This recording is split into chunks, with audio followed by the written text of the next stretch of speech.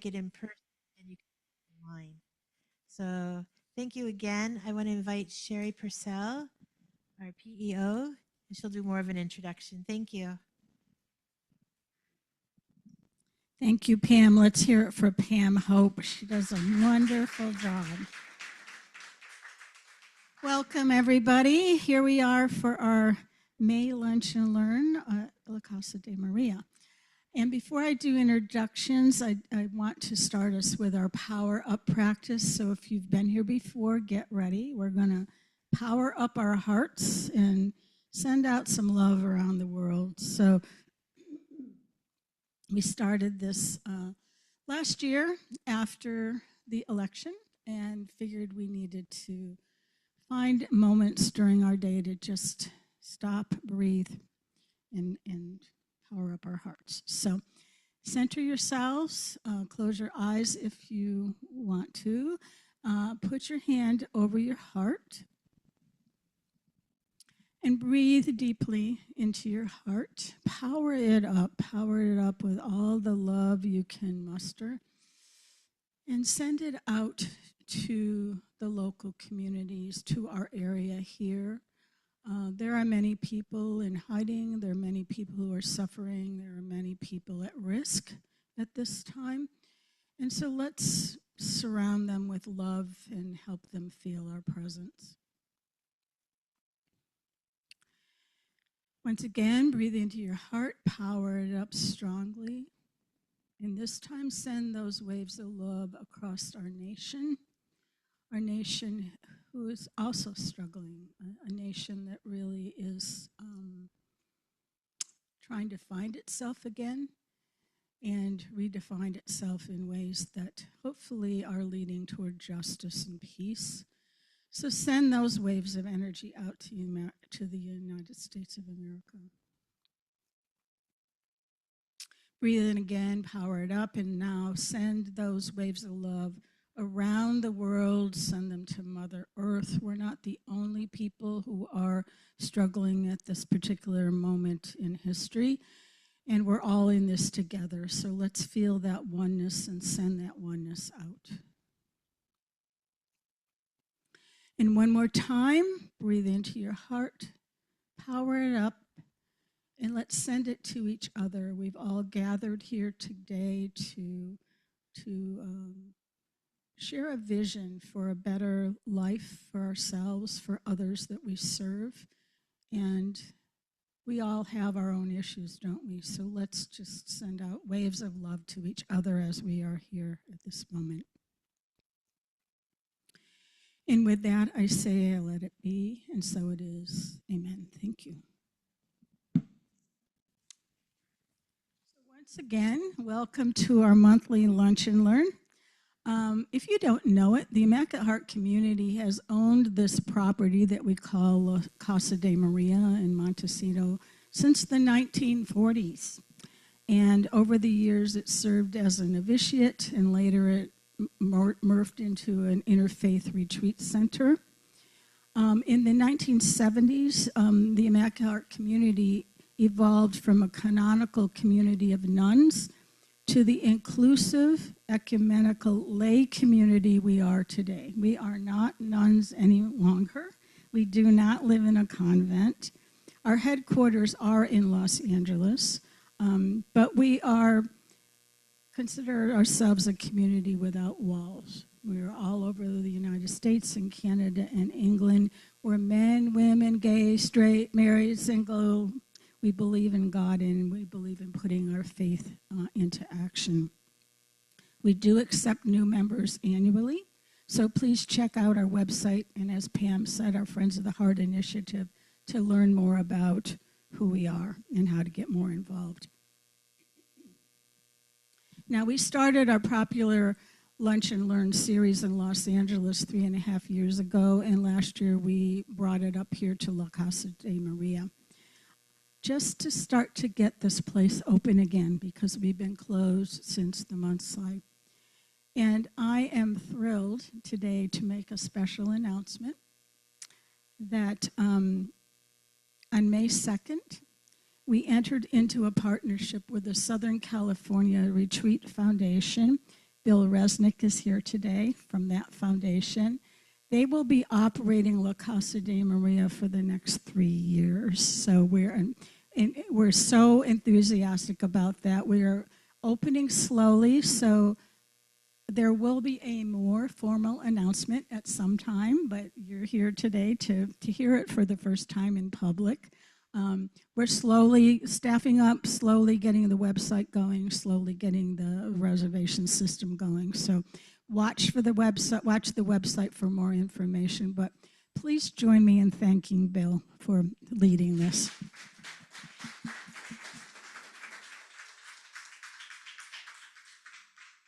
We're thrilled about that partnership. So the Lunch and Learn gives the Immaculate Heart Community an opportunity to live out our goal statement that calls us to hold reverence for all of creation and build relations in society which foster access for all persons to truth, dignity, and full human development, and to strategically change practices and situations that impede such access. And we think that one way to build those relationships and to strategically change practices is by bringing people like you together, all of us together, where we showcase our heroes and our sheroes in the nonprofit world. So you know the drill. If you've been here before, we have 3 objectives when you come. First of all, we educate ourselves. Secondly, we ask you to pray in your own faith tradition about the topic that you're going to be hearing about. And finally, as you're sitting here, think about different ways to act. How can you put into action some of what you're going to be hearing about today from Sylvia Barnard, who's going to be talking to us about the work she does with Good Samaritan. So Good Samaritan Shelter was established in 1987, and for more than 30 years, the shelter has focused on its commitment to providing emergency, transitional, and affordable housing with support services to the homeless and those in recovery throughout the Central Coast. The food that you ate today was provided by a Good Samaritan project, Food for Good, and we love them. We've been having them. So honestly, what you do is better, as good, if not better, than some of the restaurants we were dealing with before. So thank you for that. Executive Director Sylvia Barnard leads the Good Samaritan Shelter and has grown it into the largest homeless services and drug treatment provider in Santa Barbara County. Under her leadership, the organization operates more than 40 locations with more than 1,000 beds, serving over 5,000 people annually. She's a recognized leader in housing, public health, and reentry services. She serves as chair of the Santa Barbara County Continuum of Care, co-chair of CBO Coalition, and she holds key roles on multiple and local and national boards. Her work continues to drive innovation solutions for homelessness and community health.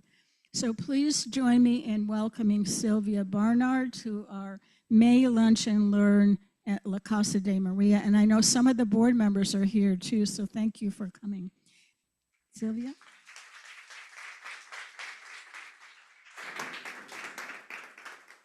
So I feel like I might launch a rocket with this thing attached to my head. So if anything starts shaking, it's not me.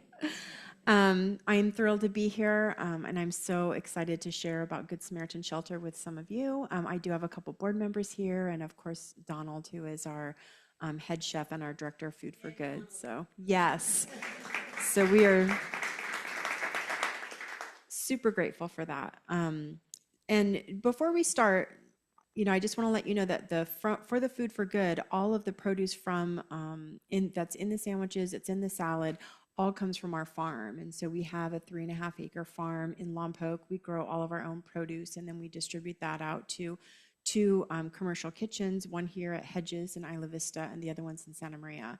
And then we are, Donald has launched catering, and I'm sure many of you heard about our Good Sandwich food truck, and so we're really excited to continue that work as well. So I'm going to focus on South County services, Santa Barbara services, but before we start, I'm going to share a video with you. But before we start, Good Samaritan is the largest nonprofit organization in Santa Barbara County today. So we have about 400 employees.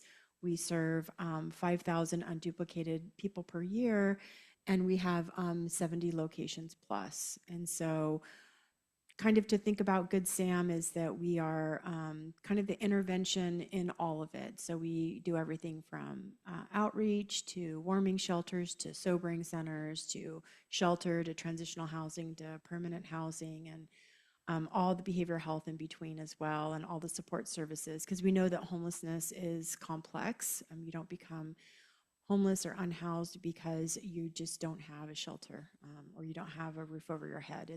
We want to really provide all the support services to help folks get into housing and be successful in housing and not fall back into homelessness. So I'm in charge of this. Yep. So we'll start with the video.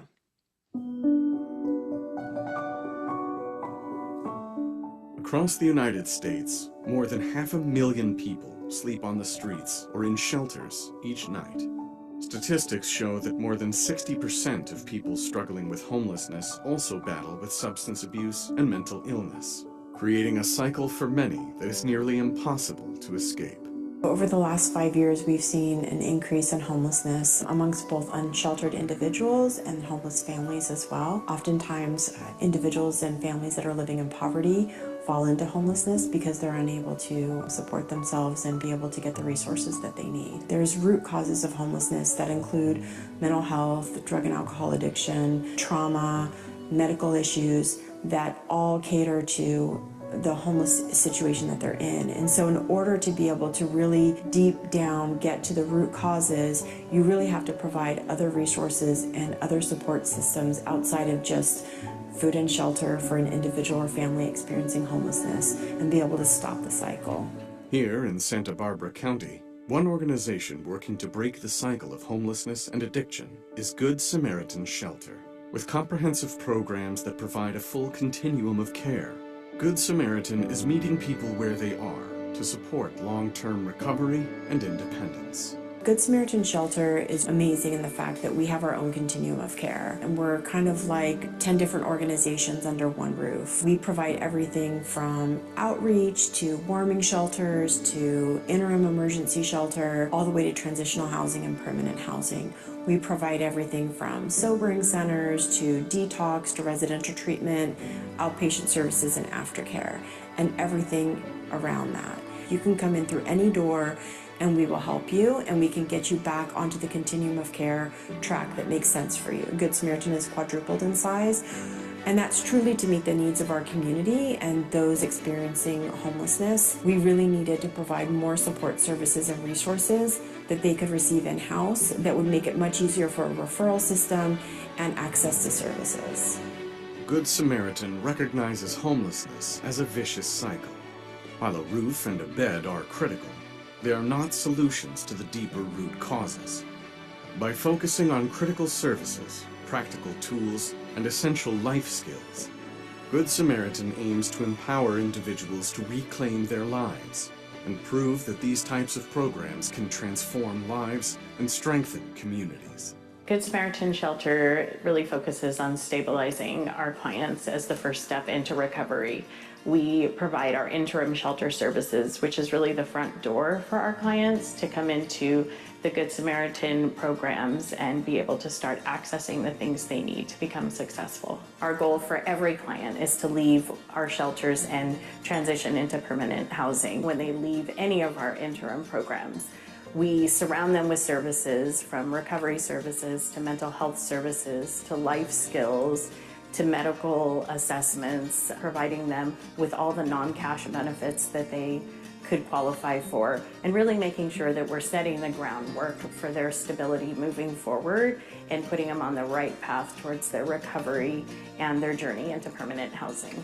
My recovery story started in 1992 after about an 18-year stint with drug addiction. I was arrested and court ordered to enter and complete a program, and that program happened to be one of the Good Samaritan programs.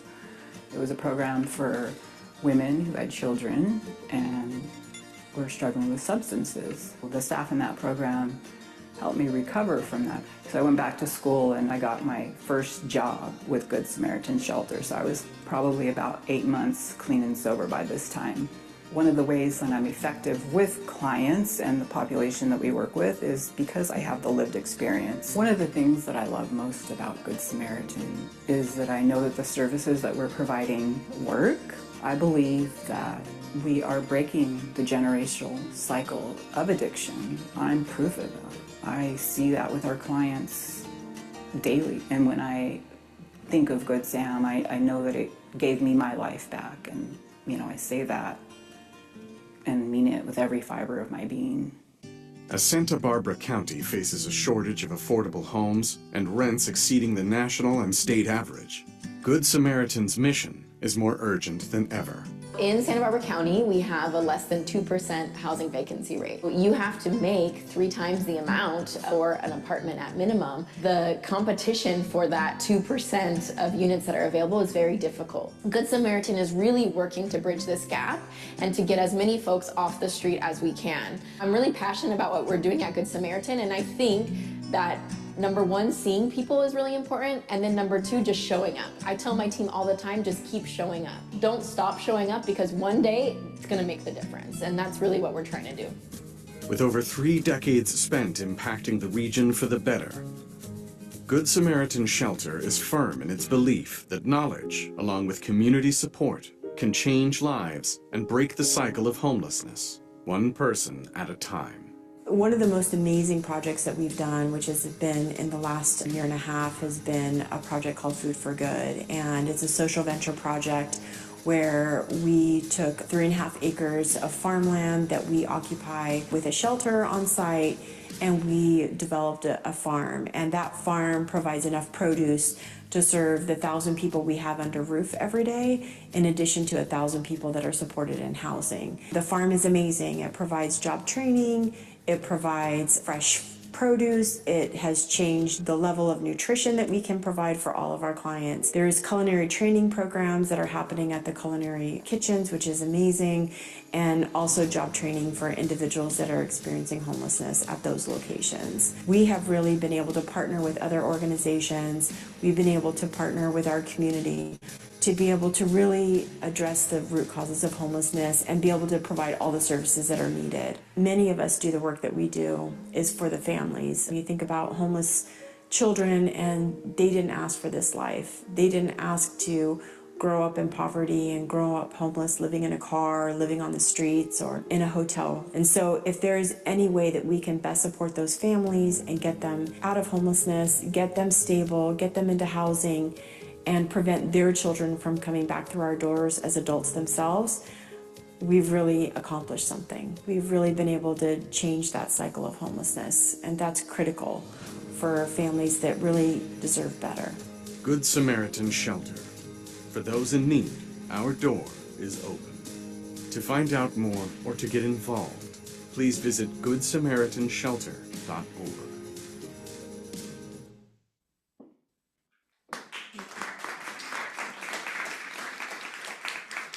Thank you so much. And that video was featured on Meg Ryan's documentary show that she had, and we were selected for that. So we were really excited to be a part of that. So as was mentioned, our mission is to provide emergency, transitional, and affordable housing with support services to the homeless and those in recovery throughout the Central Coast. In South County, we provide services in Carpinteria through our warming shelters. In Santa Barbara, we'll go into detail in that, Goleta, Isla Vista. And then we really look at it at being able to address services in a holistic approach. As I had mentioned before, it's not enough for just to provide food and shelter. We need to really provide mental health services and drug and alcohol treatment, housing support, recovery support. And once our goal is ultimately to get people to housing, and once they can get to housing, the goal is really to keep them housed. And we'll go into detail on what that looks like as well. So there's really two continuum of cares, and I think that this is important to understand. Is a continuum of care is just kind of how people can flow through a system. And so this is a picture of someone at our sobering center, but where do they go from here? Do they go to a shelter? Do they go to the hospital? Did they come from the hospital? Did they come from jail?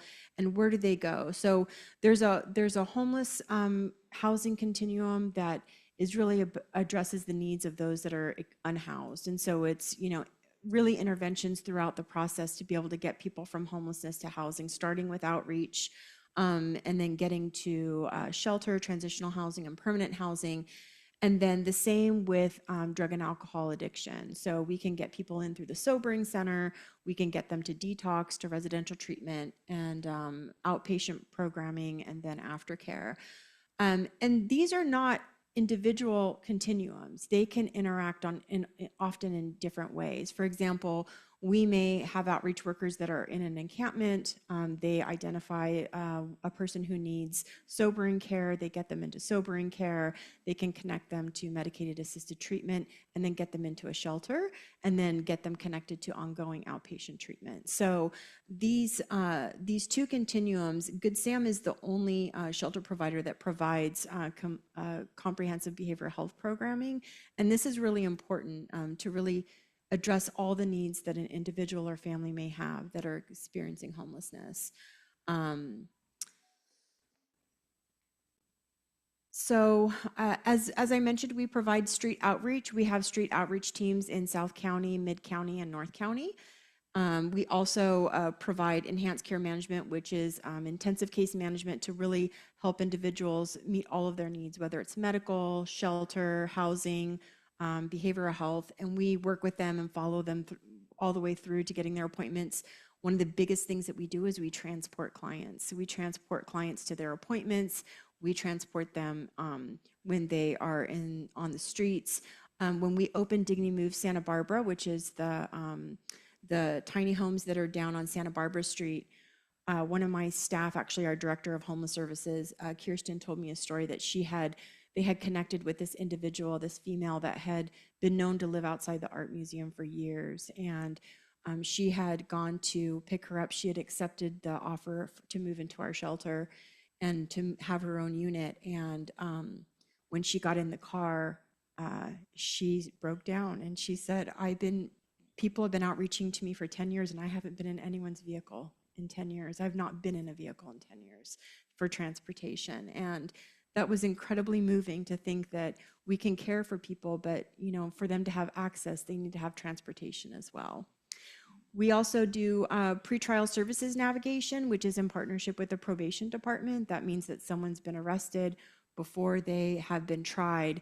How can we get them connected to services while they're waiting that trial? And how can we make sure that their needs are getting met while they're out in the community? And then we also have a staff person at the Probation Report and Resources Center. It's actually co-located at La Posada, which is in Nolita at the old juvenile hall. We have staff that provide services for there. Those are individuals that are on probation that have to report every day, and then we provide services for them through treatment, through motivational interviewing and groups. So our goal is always to try and meet people where they are and where they're at. Our teams work really hard to build trust. And so if you can build trust with individuals and families that are unhoused or experiencing homelessness, then you can really be able to help them and get them to trust you and engage better. We provide coordinated care for complex needs and early intervention before the crisis escalates. So we try and get them assessed and into services as quickly as possible so that we can try and get them stabilized before it can continue. So here in South County, we have a number of emergency shelter programs that we provide at La Posada, which is at the old juvenile hall. We have 80 units at that location.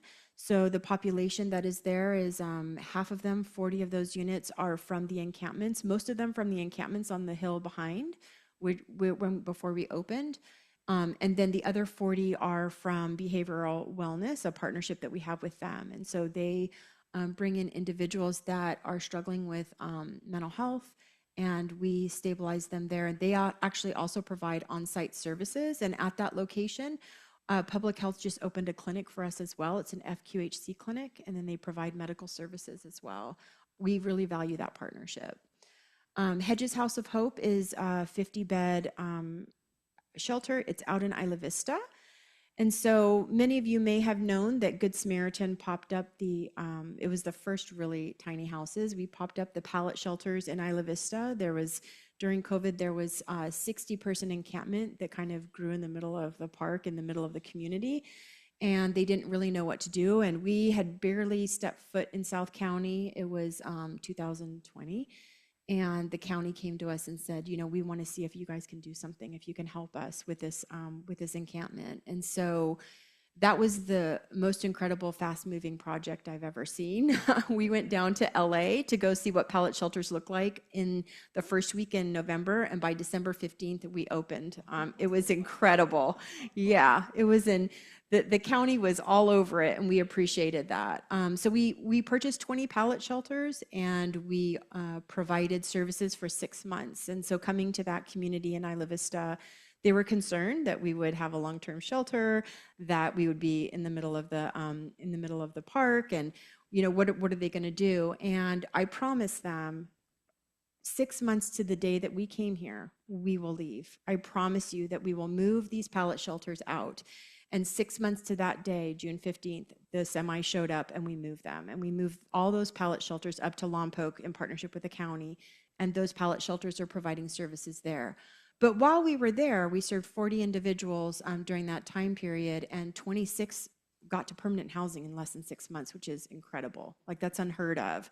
The wait list right now to try and get into housing coming into a shelter system is 8 to 12 months, just because there's not enough units and there's not enough services. So we realized that there was really a need in that community, and so did the county. And so the county had me tour a program a building. It was an old sorority house. And they said, hey, we want to be able to have you take a look at it and see what you think. They said, we don't think we can use it. And when I went there, it's literally a shelter. It's literally built to accommodate sorority women that were all living there, 50 of them. And they weren't living there at the time. It had been abandoned. And I thought, this is perfect. So the county agreed, and we went after a state grant, and they got that. And that's what Hedges House of Hope is today. We are on Sorority Row, and I would say that we're the best neighbor there. If you ask me, and if you drive by, that's what I think. Donald could attest to that. He works there every day. And that's where we put in the commercial kitchen. So the county was able to put in a $2 million kitchen. It's beautiful. And that was part of our vision for the Food for Good. And we do culinary training there. And we also have our food truck park there. And our 2 employees actually reside there, and they're going to be working on that food truck as well. Dignity Move Santa Barbara, many of you are aware of that. That's the one on Santa Barbara Street. That's 34 units. Currently, we partner with Cottage Hospital for 10 of them are recuperative care. Recuperative care provides services for individuals that are unhoused coming straight out of the hospital system that really need medical support. And so we have medical staffing, including a nurse, that provides services there.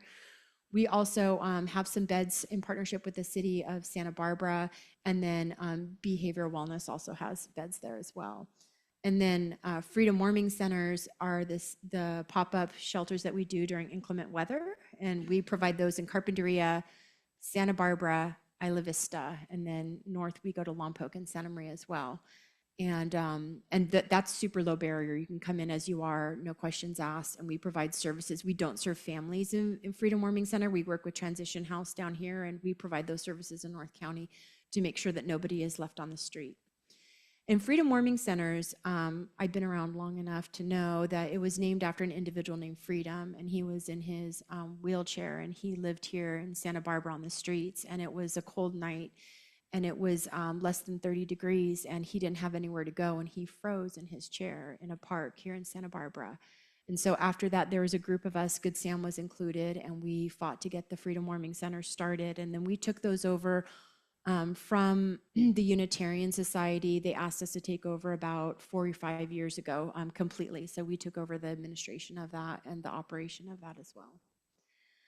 So our goal is always to provide immediate safety and shelter, provide low barrier access as we can, provide on-site support services is really important to try and get people stabilized into their next journey step. And then we provide housing navigation and case management at those locations. Emergency shelters are not the end goal. I think that one of the things that happens at the tiny shelters is that people think that this is their unit, and it's not quite. We want them to get to permanent housing and provide that unit for someone else who needs it as well. So I mentioned recuperative care already, and that's in partnership with the local hospitals. It's funded through the new initiative through CalAIM, which is Medicaid, and it provides services up to actually 6 months, as long as that there's medical approval for that, and that's really helpful. We also operate the Santa Barbara Sobering Center. So I sit on the National Sobering Collaborative on a national level, and if you ask me, the Sobering Center is one of, outside of Food for Good, one of the most genius projects that Good Samaritan operates that a lot of people don't know. A sobering center is where you can drop off someone at any time, 24 hours, under the influence, and we will provide services for them, medical support, we'll monitor them, we'll connect them to getting services on how they can have a warm handoff on the next step. We have sober coaches there that'll talk to them and that also have lived experience. And we have a 12-bed sobering center. It's here in Santa Barbara. It's at the Calle Real campus, kind of close to the jail. So the goal is that it's diversion for jail. There's a lot of people under the influence that don't need to be in jail.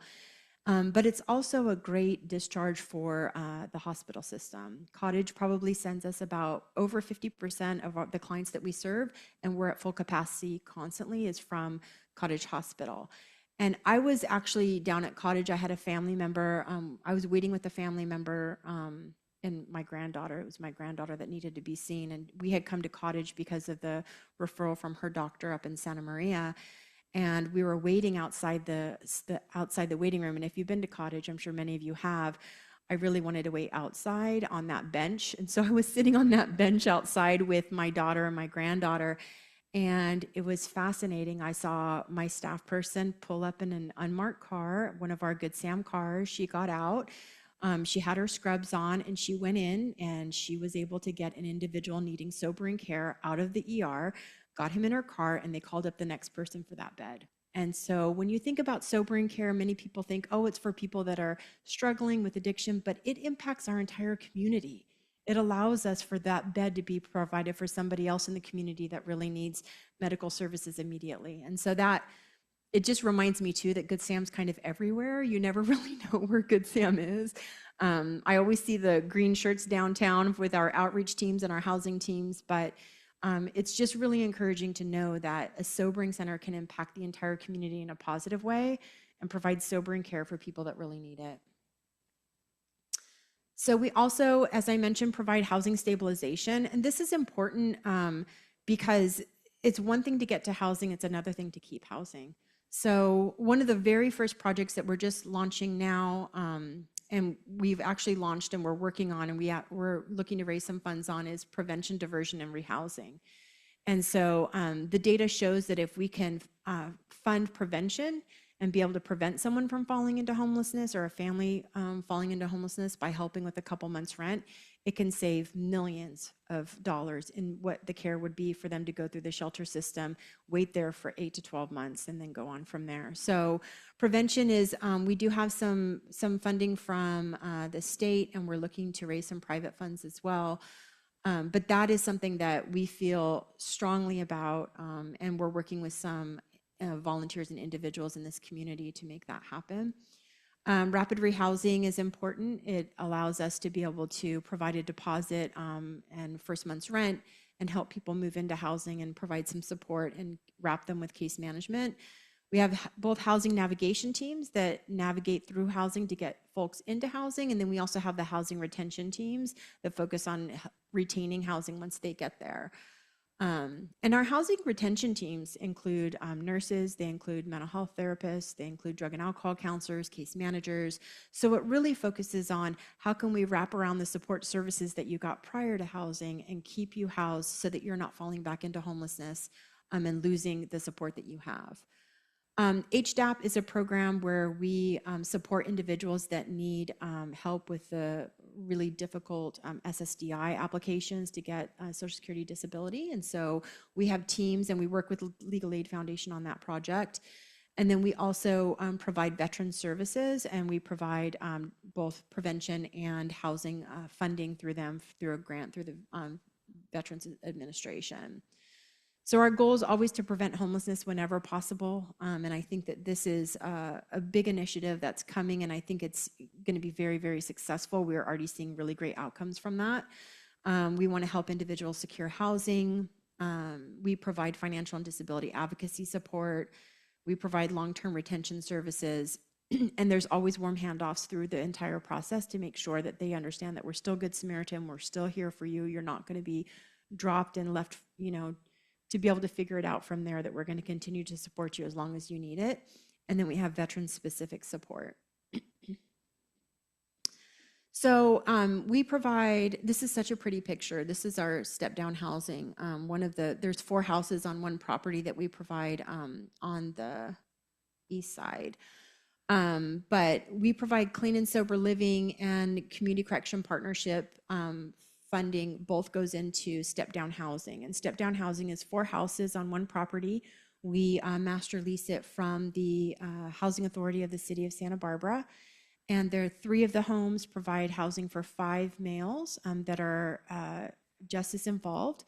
And they all are required to receive behavioral health services. They've been diagnosed and they have to receive services while they're there. And then the last house is for females.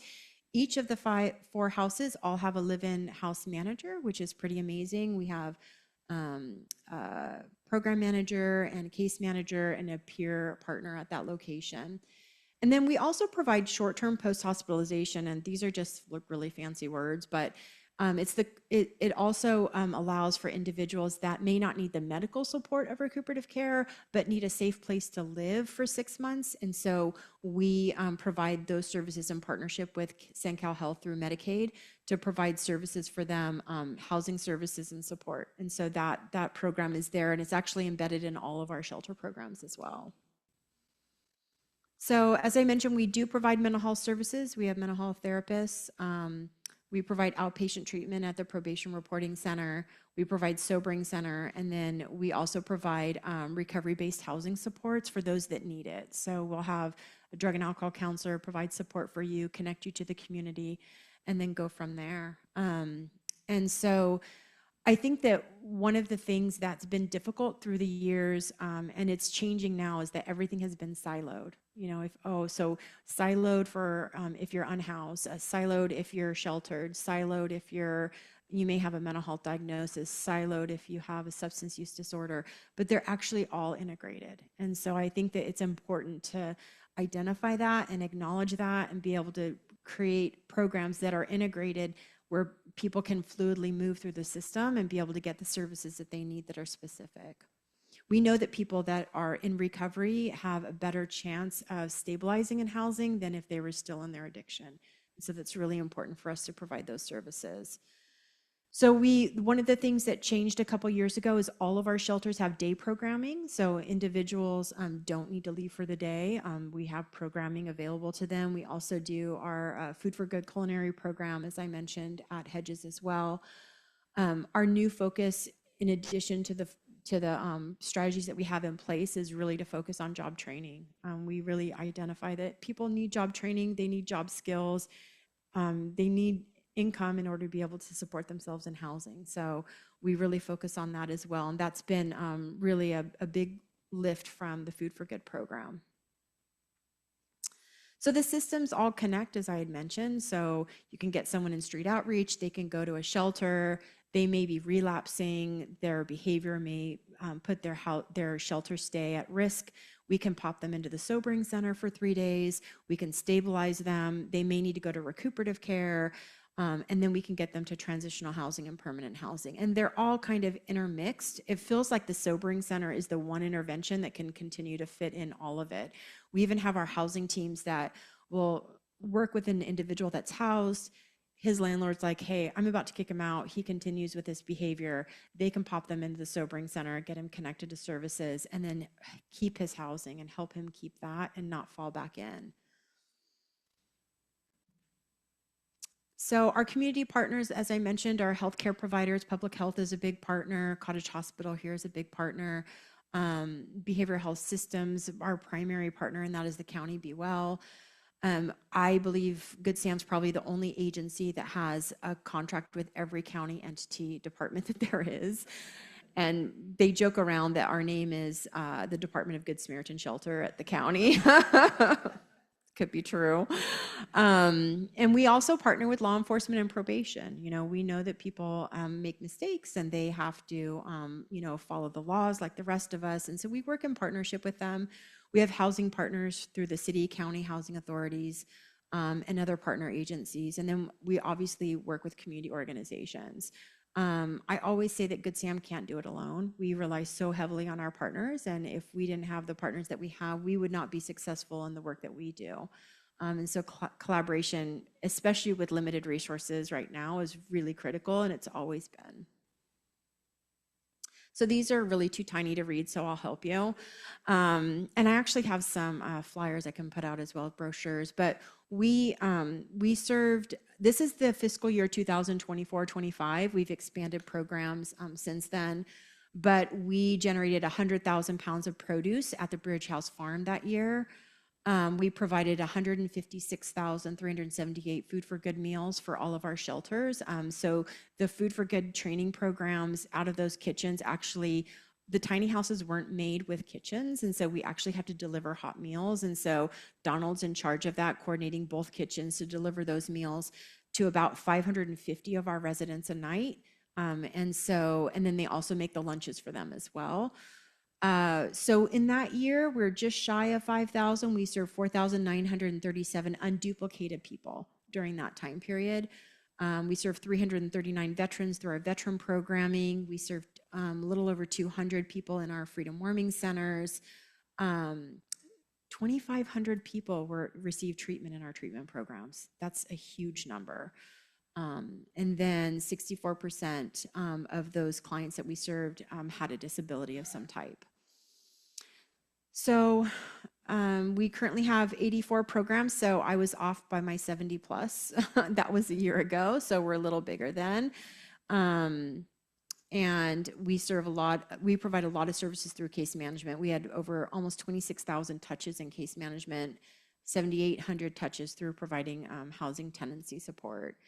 And then we provided navigation for almost 6,000 touches. That means that work that we did at that time. So we do have some new projects in Santa Barbara.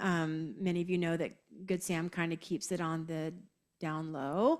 But our 12-bed sobering center in partnership with the county is at max capacity, constantly full. So the county, in partnership with SenCal Health, in partnership with Good Samaritan, they are just finishing the build of a 16-bed sobering center across the street from our current sobering center. And that is actually opening in July. So it's so great to have a new program and not be in charge of the construction. So we're just so grateful for that. We're just going to show up at the grand opening. We're excited about that. But one of the things that we have coming by the end of the year is an amazing, amazing program that's going to make a big difference in the entire system. So we have what we've referred to in prior years as detox. Now they refer to as withdrawal management. It's just kind of a fancy name for that. But you can come into a program that is a detox program. You can get like 2 weeks of detox or withdrawal management, stay in the same bed and get residential treatment. So those type of beds we refer to as residential treatment. In Santa Barbara County, there's only 64 beds. Out of those 64 beds, Good Sam operates 52 of them, all in North County. So those beds are in Lompoc and in Santa Maria. So many residents of Santa Barbara, if they can get a bed, if they're lucky enough to get a bed, oftentimes are transported to get services up north and then brought back here for additional shelter services or housing or ongoing treatment. So the biggest need out of those residential treatment beds is for males. If you're a male needing drug and alcohol treatment in a residential setting, your wait time is 45 days plus in this county. You cannot get a bed. And so they've contracted with Tarzana. There's an option to go to LA, which is scary for a lot of people, let alone individuals that are struggling. And so oftentimes people just fall back into the cycle. And so we were generously gifted a $2 million property here in Santa Barbara from a private donor to be able to build a 16-bed residential treatment for men. We're excited. That increases the bed numbers by 20 to 25%, which is huge. Also allows men from Santa Barbara to get services in their own community. So that will be a big, big lift. We do have some money for construction. It looks like it's going to go over. We have a gap of about $200,000, but we're really excited to get this project underway and coming soon, hopefully by the end of the year. This is a construction project we're in charge of, so a little stressful, but we're going to get through it. But we're really excited to have that opportunity here in Santa Barbara and provide those residential treatment beds. So I think that's the end of that's it. That was a lot.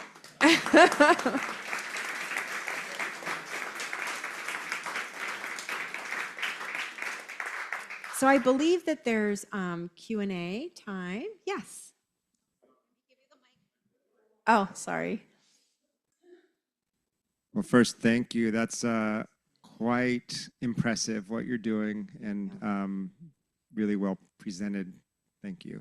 I'm a psychiatrist by training, and I'm not clear on what the difference is between sobering centers and detox, or I guess they're calling it now withdrawal management. Yeah. So that's my question. Yeah, so Sobering Center can provide services for up to 3 days. Typically, it's actually 24 hours or less, but for us, we've gotten approval for 3 days. And that is just a quick intervention if they've had an overdose at the hospital, if they're at the hospital under the influence and they're waiting for them to sober up, that we can provide sobering care, and then we connect them to detox or residential treatment. It is a reality that people detox there. That happens, as you can imagine. But sometimes it takes them a couple days to just wake up if they've been on a run. So sobering care is fascinating to me because I didn't really understand that it was a gap. It's not like in the old days when they used to have like what they call drunk tanks. It's really care that's surrounded by that individual where they can rest, they can get the medical support. We make sure that their vitals are stable, and we connect with their doctors. If they need medicated assisted treatment, we can engage that there, and then hopefully get them on their next step of their journey. So yeah, great question. Yes.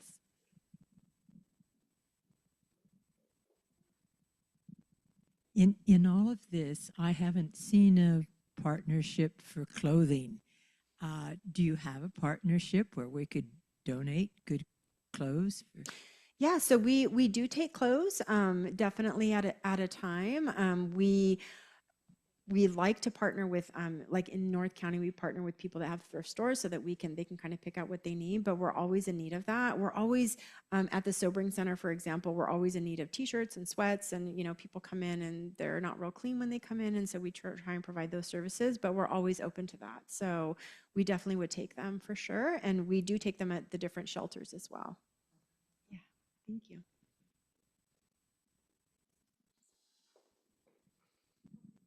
Do you take food donations?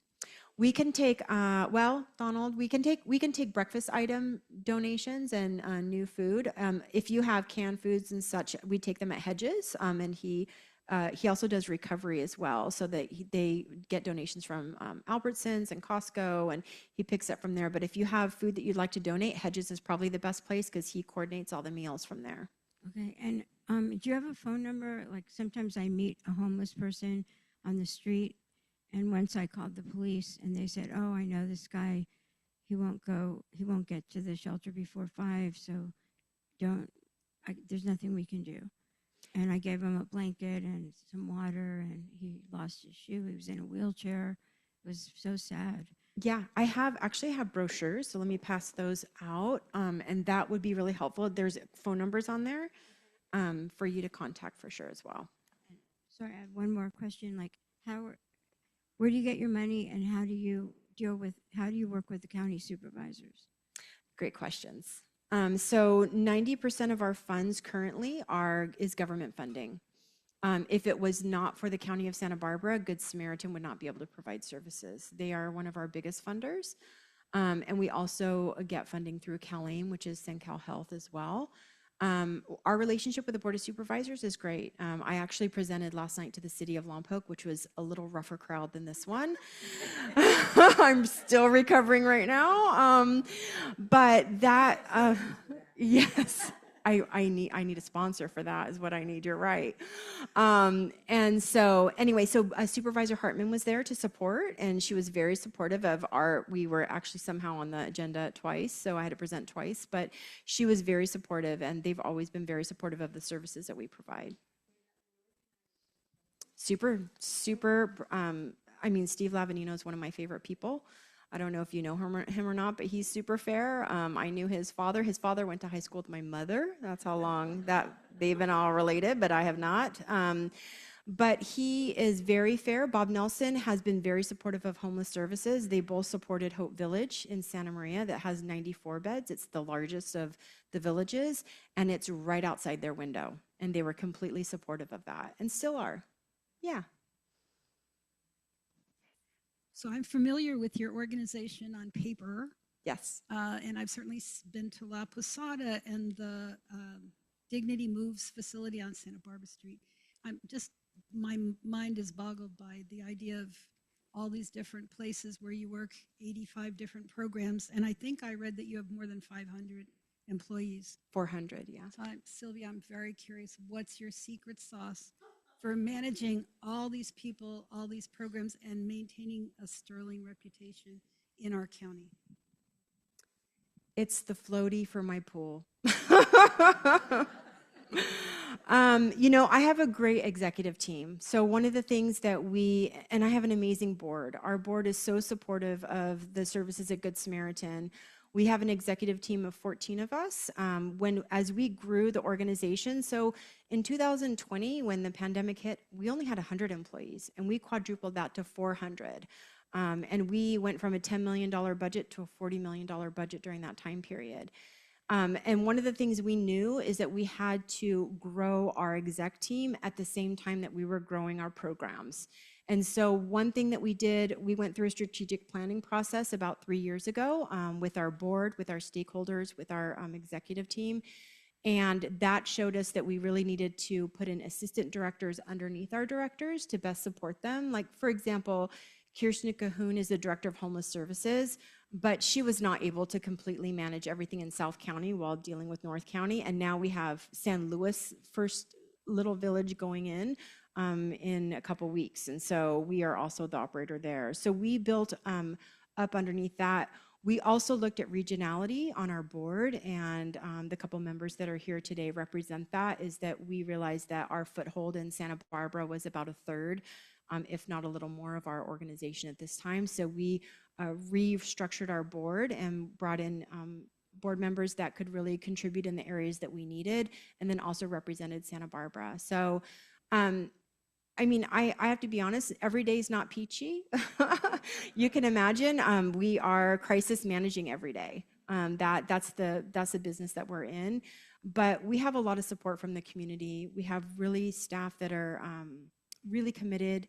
We've poured into our staff a lot. We have amazing benefits like 6% match on their 401ks. We want them to be long timers. I joke around with them all the time. I'm here 29 years, so I'm trying to be a role model for them, like they could be around a long time. And we have like our own social media. We provide picnics and events for our staff, and we pour into them. We make sure that their pay is beyond what it should be for the area and for the pieces that they're in, the places that they're working. We're always reviewing that. We just reviewed it again and raised it again as we're doing reviews. And so that's really the biggest part. We also do a lot of pulse surveys for our staff. So we do pulse surveys about every 3 months, and now we have initiatives for them to stay involved in that. And so it's I think we had like 88% participation last time, and it was really exciting to see their input. And then we take that input and we review it, and then we improve. So for example, there were some teams that were like, we don't feel as bonded because we're across the county, and now they're meeting on a regular basis in one location in person rather than all of us being on Zoom. So we do a lot of that. We do the best that we can, but it's challenging. I mean, I think that some people feel like we can get every single person to housing and every single person we can serve, and there are people that need higher care than even we can provide. They need, inpatient treatment, long-term mental health side of it, or drug and alcohol, and we can't always be the end all be all, but we can try and provide the services to as many as possible to get them on that road. Thank you.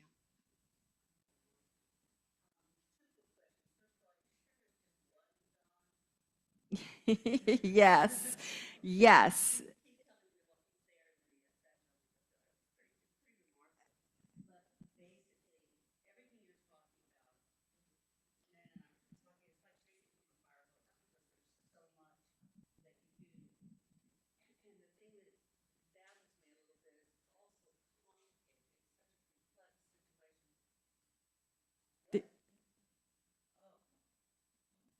We heard you. Yeah, you're there. I think that every human being is so complex, and you deal Yes. with 5,000 of them. I don't understand how you can keep an individual's care tracked.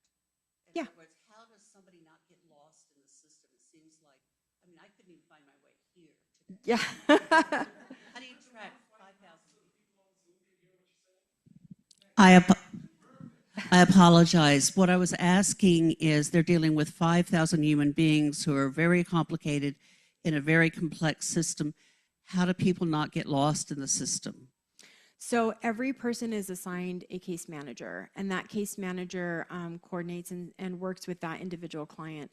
We have database systems that are pretty serious. So we have our own internal data system called Efforts to Outcomes, and every single person in our organization is required to put their data in there for that person. So you can track if they were at the sobering center, if that at Lompoc Recovery Center, they're living at the Bridge House. You can see the notes from the case managers. So all of that stays tracked together. Of course, on top of that, we have county funding, and government funding, which means that all those clients that, for example, if you're at the Lompoc Recovery Center and you're receiving treatment, you also have to be in the database system for Be Well. If you're also living at the shelter, you also have to be in the homeless management information system. So the best way, and if you're getting CalAIM services, you have to be in that system. So it's very complicated.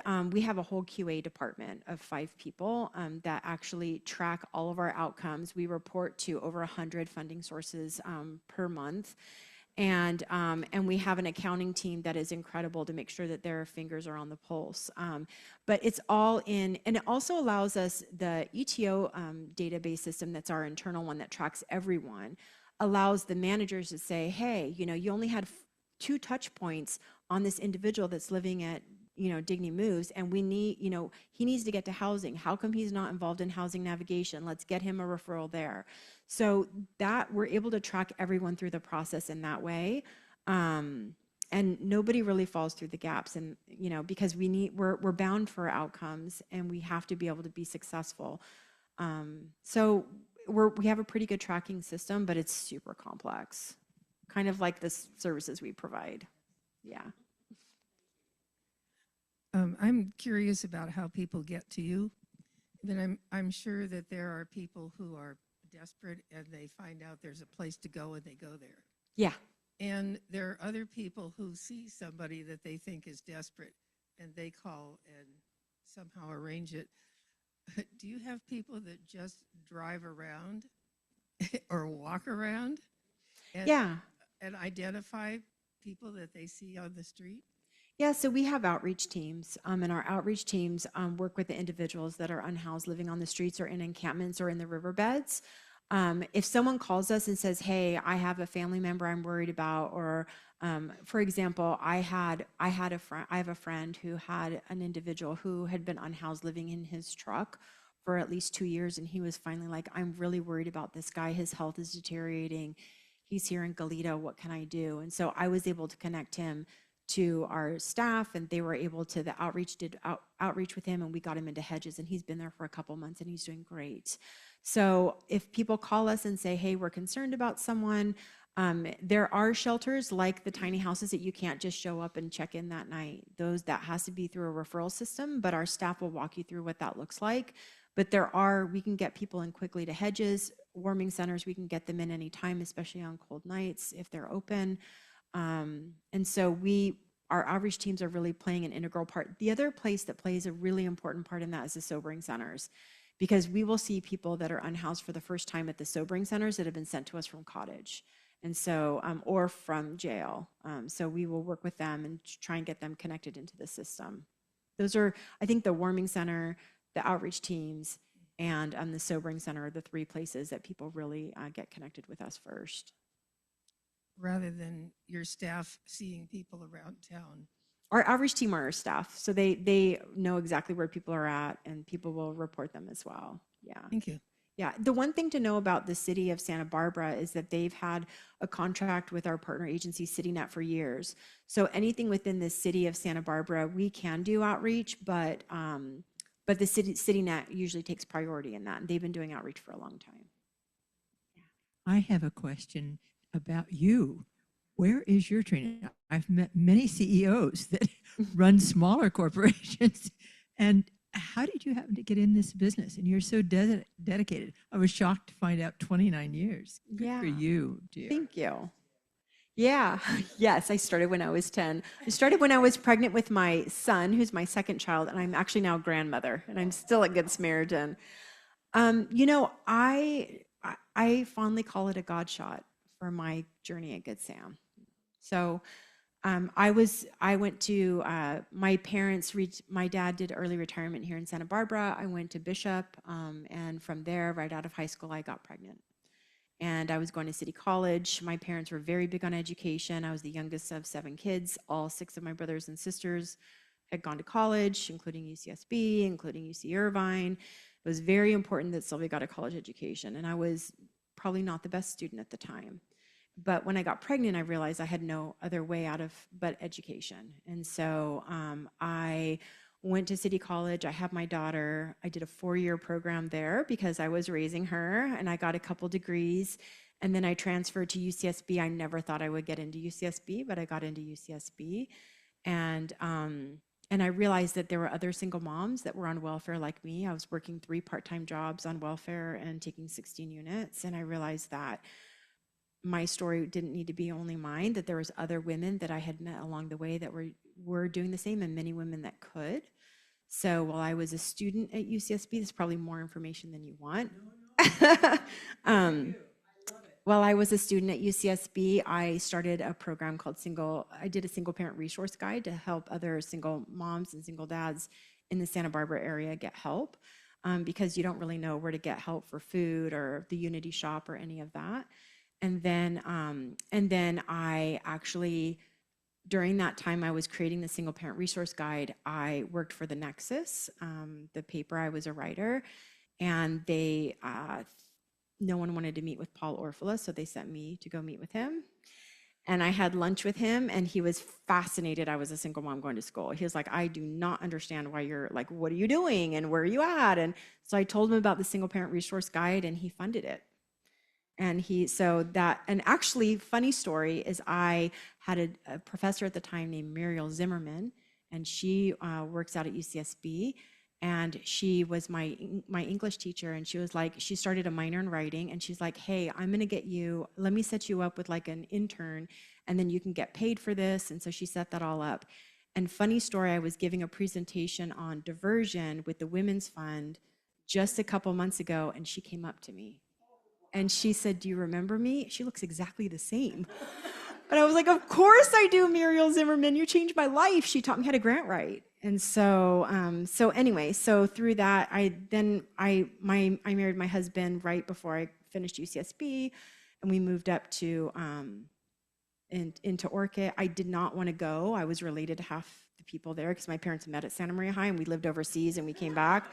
And I'd never lived in a town I was related to people, and that was kind of scary. So, but it worked out. It was a God shot. I ended up at Good Sam as the grant writer, and then became the interim executive director, and then it's kind of history from there.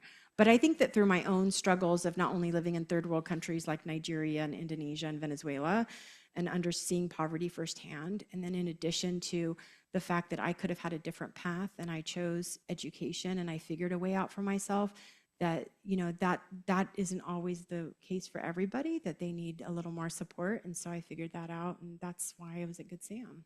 So yeah, thanks.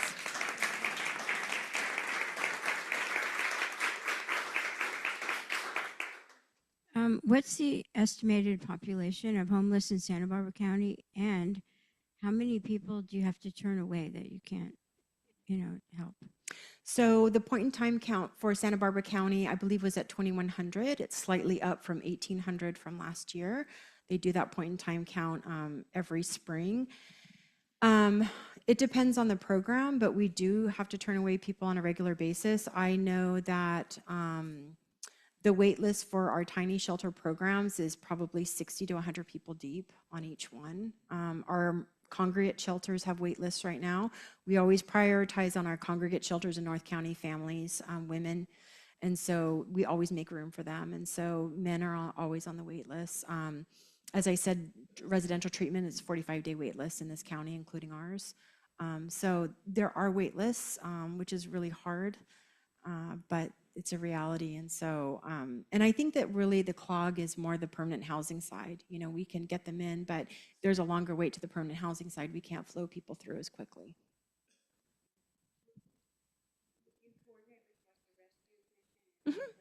Yeah, the rescue mission is amazing. So they work with us to get individuals in there out of the sobering center or while they're waiting for a bed with us. And they're an amazing group. Rolf is an amazing leader, and we've been friends for a long time.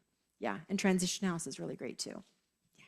Before we turn it back over to Sherry, I wanted to see if there's anybody online that had any questions.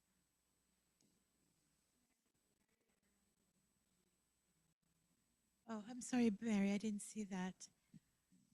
Thank you, Sylvia, for all this work and for this, very challenging presentation. And so you said that approximately 90% of your funding comes from public sources. So what are you looking at with the big, beautiful bill when it comes into play by the end of the year? So we're not sure. I mean, the place that we will be in trouble is if CalAIM is impacted. So CalAIM is an initiative through Medicaid that provides support services like case management, recuperative care, sobering centers. It's actually a third of our budget. So the one place that we know that it will be impacted is that individuals have to renew their qualification for Medicaid on a regular basis. And so that's going to be very important. There are going to be some populations that may not qualify moving forward, that may not be able to access services, which will be difficult. But, I've been at Good Sam long enough that we've had places where we've had cuts and places that we haven't. And so I'm not a CEO that's in panic mode over it. I think that things always work out. I know that sounds a little crazy, but it's true. The one thing that we do support with the government is we've always been in this housing first mode for probably a decade now. And housing first means that they come into the shelter as you are, no matter what. And that has not been an issue for us. It's the active drug and alcohol addiction. And then we're on the hook for outcomes, right? So we could have someone who's absolutely resisting to go to the sobering center or getting services or getting into treatment. And he's a danger to himself and everyone else in the community. And that has really been difficult. Our staff, every single one of my staff carries Narcan. I've had staff that have tried to reverse overdoses while we're waiting for 911 to show up, and people haven't made it. It's traumatizing. The other thing I think that's challenging is that we have seen our chronic homeless individuals grow from 10% to up to 45% of our population today. And as our numbers have grown, which is kind of chaotic. And so I think that the change in stabilizing people, I think that sobering centers, to be honest, and I've already talked to SAMHSA, the government, like, you guys should be funding sobering centers in every community, because people could stabilize there. If they could stay there a little longer, then they would be great in the shelter system, and it would be a much easier way to be able to stabilize people. And so I think there are solutions.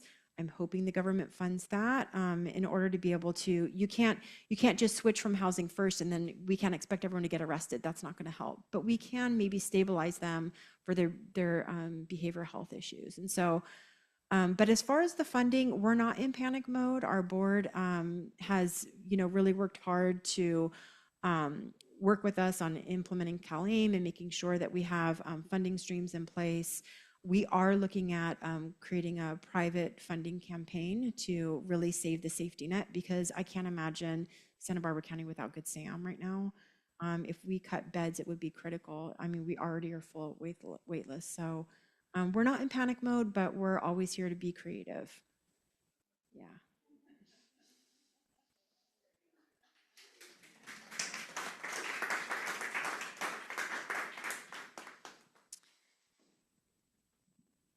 I'm going to, Sylvia, stay there just a minute. Okay. I'm disappearing behind the screen for a minute.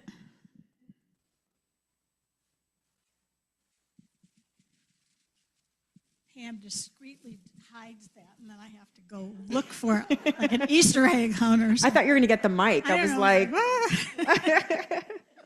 oh my goodness. I said at the beginning that we celebrate our sheroes, and you are a shero to us. Your vulnerability, the comprehensive services, the integrated comprehensive services are mind-blowing that you have accomplished. And I just, coming here and hearing from people like Sylvia gives me a lot of hope every month. But we have to help, so find a way to help this wonderful organization. So thank you. This is a little gift from us today, and thank you.